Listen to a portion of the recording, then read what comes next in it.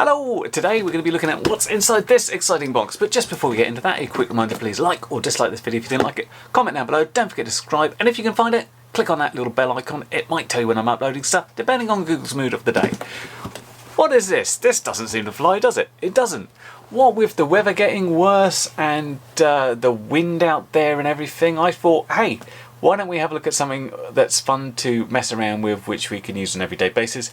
I like lots of different RC things, and one of the things I don't do enough of is cars, because they are fun. Also with cars, they're so easy just to give the control to somebody and say, try this out, because everybody knows how to steer a little wheel. Also cheapness, under 65 bucks this. I mean, your price will vary depending on your exchange rate and stuff like that, but they're so cheap. It's a fully ready to race. It's got the controller and the battery and the car, 1/14 scale, 2.4 gigahertz radio, 4-wheel drive, says it's like can climb and race at 36 kilometers an hour. This comes from Cafago, who contacted me and said, do you want to take a look at them? I said, I'll certainly take a look at this. So let's see what's in the box and see what we have to do and get it going. Right. Here's the car itself. It's completely supported by zip ties, so it's not going anywhere. It's a pretty solid piece of plastic there. Got suspension. It's got the obviously clips to get the bits off. I'll get that out in a second. But on the other side of the box, bit of a giveaway here. Must be the control. Again, like most of these ready to race cars, they don't have the normal controller with the sticks, because sticks is not sort of intuitive to people that drive cars. What you get instead is a trigger for the throttle and a little steering wheel, so you know where to go. Not much to say about this really. There's a couple of little trim tabs. This has got forward and that's either reverse or the brakes, generally speaking. The steering, as I said, power switch, and I'm guessing AA or AAA batteries in the base there. Got some instructions in there as well. Lots of spare parts, general instructions about how to do stuff, how to charge batteries. Yep, all good. I'll have a look at that in a second.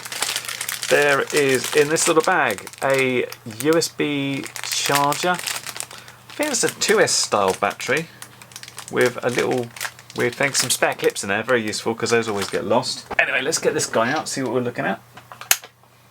And we're looking at that. Reasonable amount of travel on the suspension there. This is brushed. You can see it's got its differential set up as the things go in different order. If we take the clips out, pretty stiff. Just using a little pair of long nose pliers here.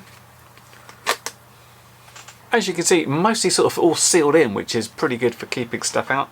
Batteries in there. As I said, it's got, I don't recognise that adapter as a normal one I would use, but I'm sure it's a sort of standard thing if you use cars a lot. How big is this battery? So we just pop this out, have a look. Oh, that's interesting. It's a Li-ion pack, so it is an 18650 1500 7.4 volts. I was expecting a LiPo, but it's Li-ion. It's supposed to get more power out of the same sort of size, generally speaking.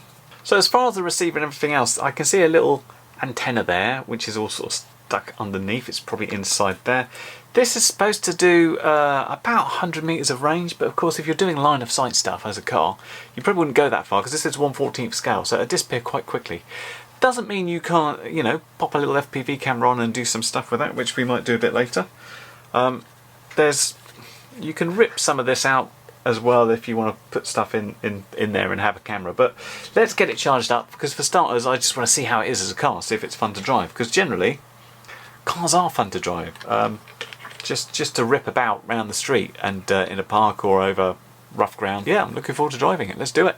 Okay, so charging wise, it is a case of taking the old cover off, having removed those little thingies first, and this is where this USB cable comes in.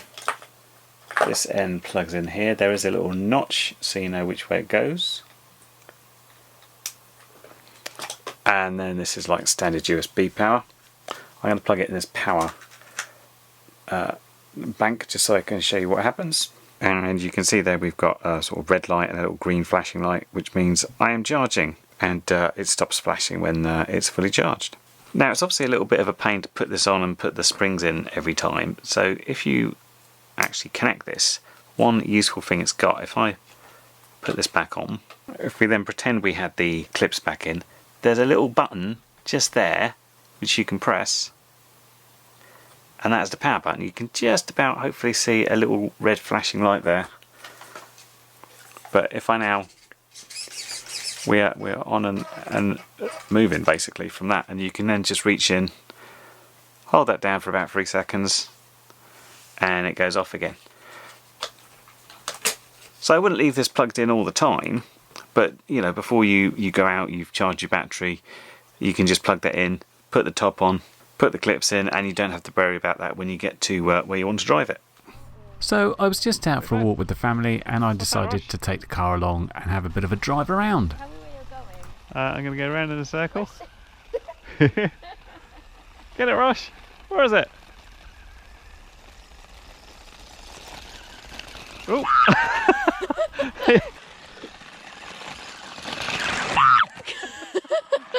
It's not all that controllable.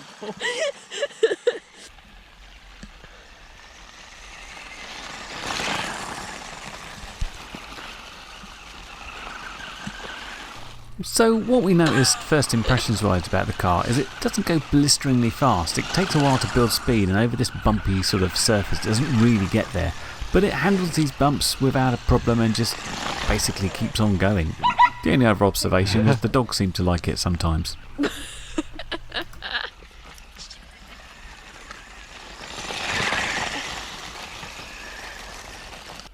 It's just, you pull the trigger, it goes, and then the steering wheel does steering. Easy, yeah. As I mentioned, it's a very easy model to share with people. It takes about 30 seconds for them to understand what they're doing and to get to grips with it. It really is simple. It's much better than Forza.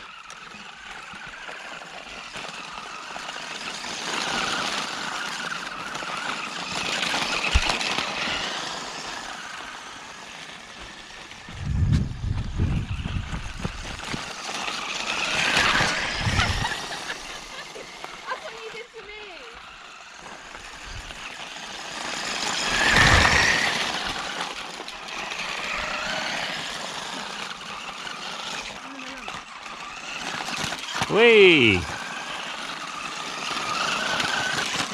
Bounce, bounce, bounce. Ah.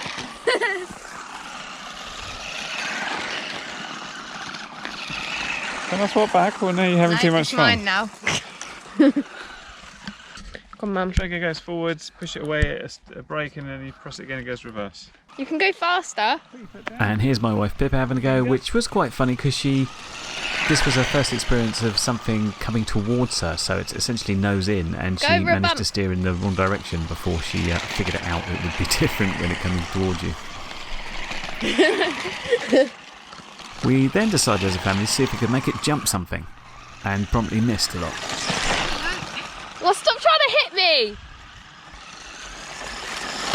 Oh, yes, you got it square first time. So confident you'll do it, Sophie. I'm going to put my camera right there, and you're not going to hit it. Where's my knock the camera?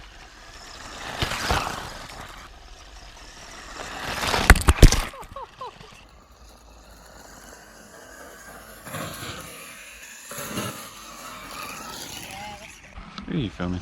Myself. And we kept driving it, and we kept driving it. I was expecting it to stop because it said in the specs that the battery life would last about 10 minutes. But just having a look at the GoPro filming we did here, we actually ran it for 20 minutes, in which we were driving around pretty much full throttle. Have to say that full throttle wasn't blisteringly fast. It was, you know, a trotting pace if we had to keep along going with it. But I took a measurement of the voltage when I got back, and it was still on 7.8 volts. And this thing will run down to sort of 6.6 at the minimum. So there is a lot of juice in this thing, and perhaps that's because it's not uber powerful. It doesn't go fantastically fast. It sort of trundles along more than races along. So yeah, we had a good time driving around this dirt track between us, and it was nice that I could actually share a model with my family, and it's not complicated at all. You just give them the control and you say go. And of course, because this doesn't go brilliantly fast, it's not going to run away with them, which is quite a nice thing. Well, there you go. It's a little bundle of fun. Now, as I mentioned before, this hasn't got high speed. It doesn't go blisteringly fast.